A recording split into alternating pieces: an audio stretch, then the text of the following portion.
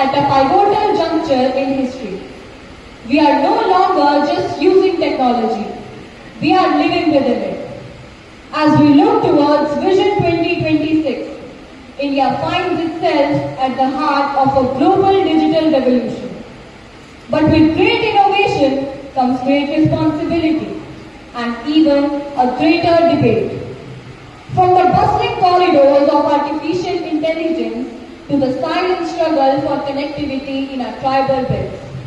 From the soaring heights of digital transactions to the dark shadows of cybercrime, every aspect of our nation is being reshaped. Today, this House will not just discuss policy. It will deliberate on the soul of a Viksit Bharat. Our young leaders here are divided into the ruling bench, ready to defend the government's digital roadmap, and the opposition bench, ready to hold them accountable for every data leak and every digital divide. The gamers are ready. The scripts are set. And the future is on the floor. I now request the Honorable Speaker to take the chair and commence the proceedings of the House.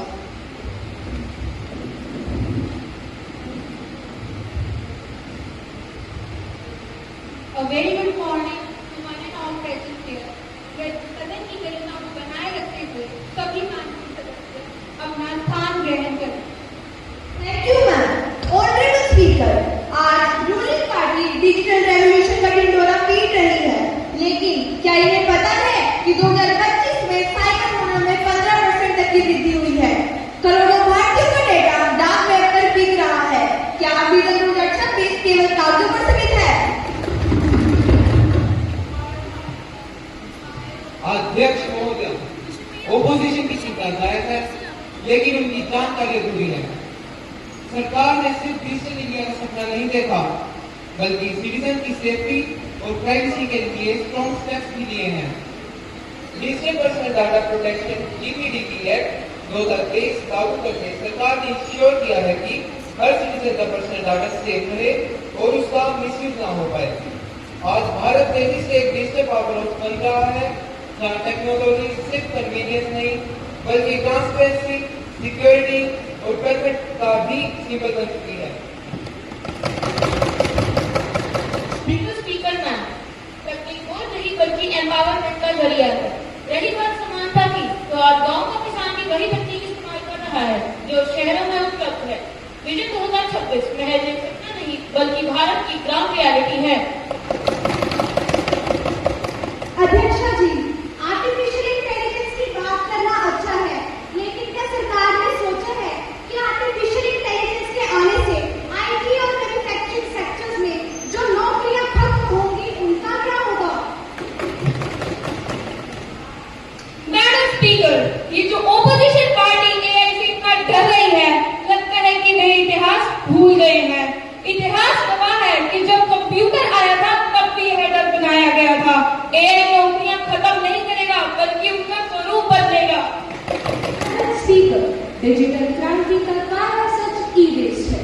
Bharat विश्व का तीसरा सबसे बड़ा उत्पादक बन गया है। What provisions are there for environment protection? महोदया जी, एनवायरमेंट की सुरक्षा के लिए हमने ग्रीन डिजिटल ट्रांजैक्शन पर काम करना शुरू कर दिया है। ई वेस्ट मैनेजमेंट रूल्स 2022 के तहत विस्तारित उत्पादक उत्तरदायित्व एक्सटेंडेड प्रोड्यूसर रिस्पॉन्सिबिलिटी को सख्ती से लागू किया गया है, ताकि तकनीक प्रगति के साथ हमारा एनवायरमेंट भी सुरक्षित रहे। ऑनरेबल स्पीकर, अंत में मैं यही कहूंगी कि प्रोग्रेस केवल कागजों पर नहीं, लोगों की जेब और सुरक्षा में दिखनी चाहिए। विजन 2026 केवल नारों तक सीमित न रहे, बल्कि हर एक नागरिक को सुरक्षित और समर्थ बनाए। ऑनरेबल स्पीकर मैम, मैंने पूरी चर्चा बहुत ध्यान से सुनी। Digital India is not a government scheme, it is a mass movement. Yes, there are challenges like cyber security and connectivity, and we are working on them with full transparency. Ruling party के लिए vision 2026 Bharat के empowerment का संकल्प है। भारत अब पीछे मुड़कर नहीं देखेगा। Let us build the विकसित Bharat where technology serves the last person in the queue. माननीय सदस्यगण, आज की ये चर्चा इस बात का प्रमाण है कि हमारा लोकतंत्र युवाओं के हाथ में बिल्कुल सुरक्षित है। मैंने देखा कि किस तरह आपने ई-वेस्ट, कनेक्टिविटी और साइबर सिक्योरिटी जैसे जटिल विषयों पर शोध किया। सत्ता पक्ष के तर्क और विपक्ष की उपलब्धियां दोनों ही राष्ट्र निर्माण के लिए आवश्यक है। मैं चाहती हूँ कि आज की यह चर्चा हेल्दी डिबेट साबित हो। Today's youth session is very much healthy and fruitful. It is clear that while we lead the world in digital transactions, we must lead in security and inclusivity. The house is at